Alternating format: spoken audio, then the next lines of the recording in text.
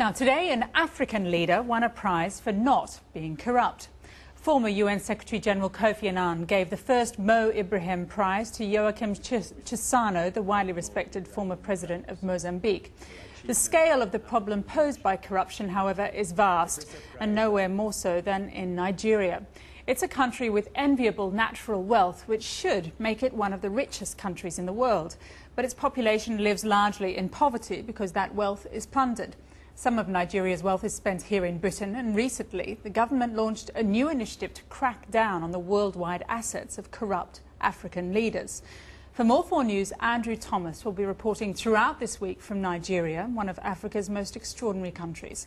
Tonight, on the trail of dirty money from London to the Nigerian oil fields.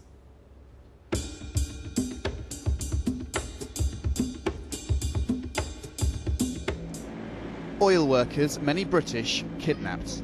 Young children too. A city the size of Sheffield under months of curfew. People subjected to police checkpoints, their hands raised to prove they carry no guns. Cars shot up, scores killed. This is Port Harcourt, southern Nigeria. And this is London, an apartment in this swish block near Paddington Station, a large family house a couple of miles away, a flat in this luxury development just around the corner. They seem far removed from the violence of the Delta, but in fact they're all too connected. Money siphoned off through endemic corruption in the oil industry is being spent, invested and laundered in our capital city.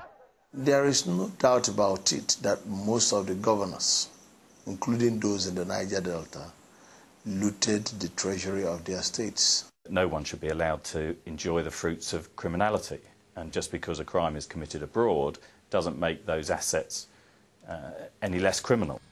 The black gold of its southern Delta region has helped make Nigeria the 8th biggest oil producer on earth, but that position is under threat. Despite the wealth of their land, very little oil money makes it back to the people of the Delta. There are problems of poverty, problems of environmental degradation.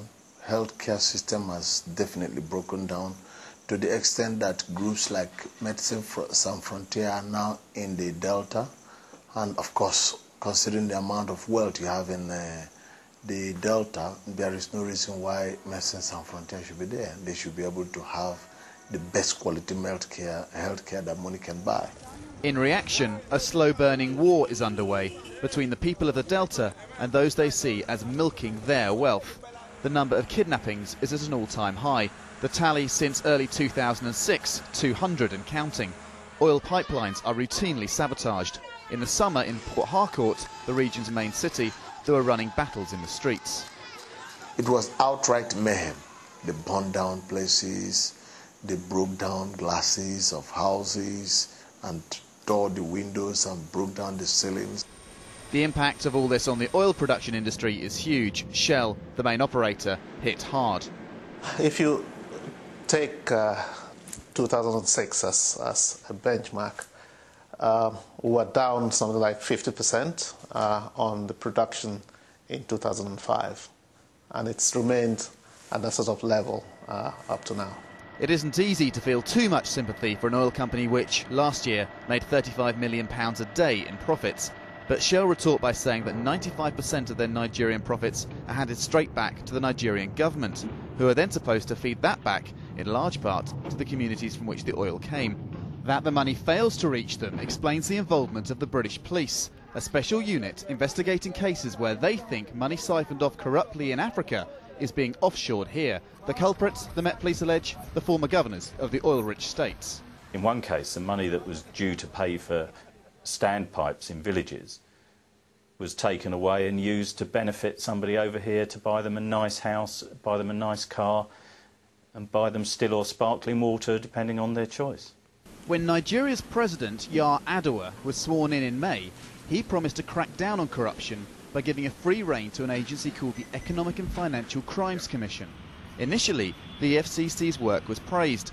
They supplied information that helped freeze the 3 London homes of Diepri Alamasia, a former governor of Bayelsa State. Searching this property in London, the Met found a suitcase containing almost £1 million in cash. Alamasia jumped bail in the UK, but was arrested when he returned to Nigeria, eventually jailed. The Met Police's next target, though, is a much bigger fish. James Ibori, former governor of Delta State and the major financial backer of the president's election campaign. In August, the Met Police froze $35 million worth of his assets, but there the investigation stalled, allegedly because the EFCC is not being fully cooperative because of political pressure on it. A letter from the UK's chief prosecutor to Nigeria's justice minister said a failure by the authorities there to supply evidence had led to major difficulties with the case. It is important for every president to try and distance himself from the institutions fighting corruption and give them independence. You know, if you don't do that, you are going to be involved in politicization of the process of fighting corruption. There's been allegations that the president will not go after people who allegedly funded his campaign, but as far as he's concerned, it's the rule of law must prevail, first of all, and secondly, must have the best resolution that's best for Nigeria, best for the people of the Niger Delta. There's no hard evidence that James Ibori's done anything wrong. He's not been formally accused. But to discuss these issues generally, I tracked down a number for his spokesman and asked him to set up a chat. Hello, is that Shedi? I was hoping we could organise an interview with Mr. Ibori. He would like to speak to us and talk about the issues. He'd like to talk about Niger Delta, yeah. And he'd like to talk about the President of the country, right, what his support for him. He doesn't want to talk about the allegations of financial fraud against him. He's on holiday, so his plans are a bit up in the air, are they? Is he not concerned about being arrested if he comes back to London? It's a straight no comment until he says his piece is in court. His assets aren't frozen. Isn't a restriction order the same as temporarily frozen, though? Is that not the same thing? No one gives up on their assets just like that. No, that's £20 million worth, I'm told. But when's he planning his trip to London? I see, so if he comes. So in the absence of Ibori, what would the EFCC be able to tell me about his case or the allegations of political interference in their work more generally? After 2 weeks' negotiation, I was given an appointment to meet with the EFCC's head in Nigeria, but when I arrived, he wasn't there. Well, we had an appointment with the chairman of the EFCC. This is his chair, but unfortunately he's not here. He stood us up for an urgent business meeting with the president. That won't stop allegations that the president and the EFCC are too close, that the president can interfere in the EFCC's investigations.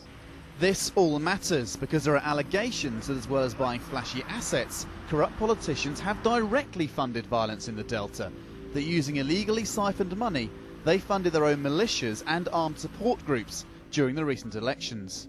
Most of the money that the senior government officials took in the Niger Delta was used to sustain the militants who in turn helped them in their political activities.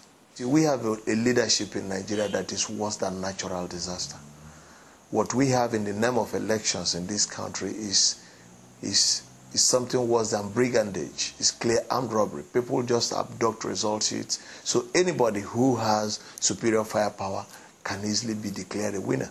Well, again, you know, the issues of the election are being dealt with in tribunals, and I think that's the right way forward. Within the system, we have means of redress, and the President has encouraged all those who are aggrieved to go to the tribunals to raise their grievances. Again, the rule of law must apply. Fighting financial irregularity isn't as glamorous as fighting wars. It's a process that works at a glacial pace. But when the British government and police talk of cracking down on corruption as a way to address African poverty, this is the quagmire into which they stray. Andrew Thomas, Mo4News, Nigeria. And we'll have another report from Nigeria tomorrow night. Coming up on Mo4News.